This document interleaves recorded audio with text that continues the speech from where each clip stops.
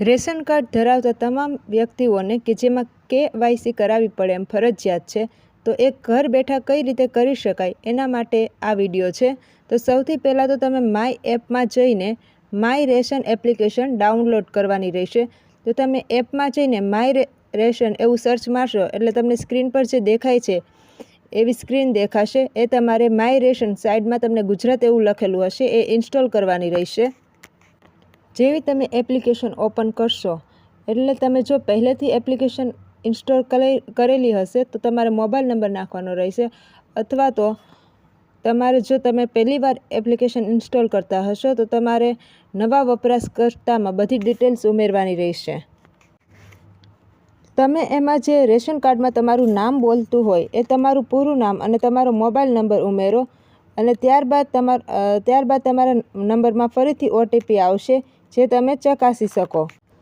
નોંધણી કર્યા બાદ તમને એક વેરિફિકેશન કોડ આવશે જે સ્ક્રીન પર દેખાય છે એ તમારો જનરેટ થશે.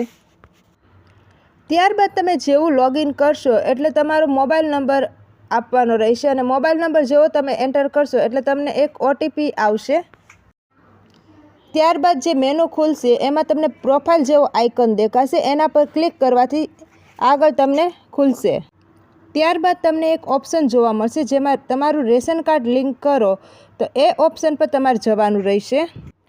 ત્યારબાદ રેશન કાર્ડના તમારા રેશન કાર્ડમાં જે અંક આપેલા છે એનો અંક ઉમેરો, અને આધાર કાર્ડમાં રેશન કાર્ડમાં તમારા ઘરના વ્યક્તિનું કોઈ પણ નામ હોય એના આધાર કાર્ડના છેલ્લા 4 અંક એડ કરો, જેથી કરી તમારું રેશન કાર્ડ લિંક થશે.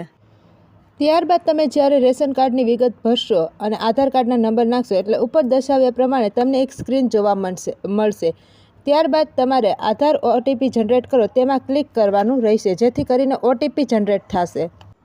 ત્યારબાદ OTP આવશે અને OTP તમારે અંદર એડ કરવાનો રહેશે. ત્યારબાદ OTP દાખલ કર્યા બાદ તમને હોમમાં જશો એટલે તમને અલગ અલગ આઇકન દેખાશે જેમાં તમારે આધાર eKYC પર ક્લિક કરવાનું રહેશે.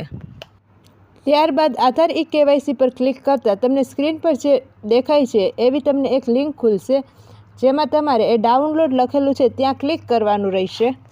ત્યારબાદ તમારે ડાઉનલોડ પર ક્લિક કરતાં તમને આ પ્રકારની એક એપ્લિકેશન ખુલેલી જોવા મળશે, અને આ એપ્લિકેશન તમારે ડાઉનલોડ કરવાની રહેશે. ત્યારબાદ તમે આધાર કાર્ડ eKYCના નિયમો વાંચી જે તમને એરો દર્શાવેલો છે ત્યાં ટીક કરવાથી ત્યાં ટીક કરો એટલે તમને આગળની પ્રોસેસ શરૂ થશે. ત્યારબાદ તમને આગળ આવો કેપ્ચા દેખાશે 8052 જેવો એક્ઝામ્પલ તરીકે, તો એવો બાજુમાં કોડ દાખલ કરો ત્યાં લખેલું છે તો ત્યાં એ તમારો નંબર દાખલ કરવાનો રહેશે, અને એની નીચે બ્લુ ટીકમાં લખેલું છે કે કાર્ડના સભ્યોની વિગતો મેળવો, તો તમે બીજા જે સભ્યો છે એની તમે એમાં વિગત ઉમેરી શકો છો. ત્યારબાદ તમારે આધાર eKYC કરવાનું રહેશે જેમાં તમને કાર્ડમાં જે તમે દાખલ કરાયેલ સભ્યની સંખ્યા દેખાશે, તેમજ નીચે તમે જેનું eKYC કરાવવા માગો છો એના પર ક્લિક કરવાનું રહેશે. ત્યારબાદ eKYC પર ક્લિક કરવાથી તમને ડિક્લેરેશન જાહેર થશે જેમાં તમારે હું સંમતિ સ્વીકારું છું ત્યાં ચોરસ જેવું ખાનું દેખાય ત્યાં ટીક કરવાનું રહેશે, જેથી કરી તમારી eKYC જનરેટ થઈ જશે. ત્યારબાદ તમારે તેમાં OTP દાખલ કરવાનો રહેશે. ત્યારબાદ OTP દાખલ કર્યા બાદ તમારે એક કેમેરો ખુલશે, અને કેમેરો ખુલ્યા બાદ તમારે તમારો ફોટો પાડવાનો છે, અને ત્યારબાદ ફોટો પાડી અને તમે સબમિટ કરાવશો એટલે તમારું eKYC આધાર કાર્ડ સાથે લિંક થઈ ગયેલ જોવા મળશે, જે તમે સ્ક્રીન પર જોઈ શકો છો.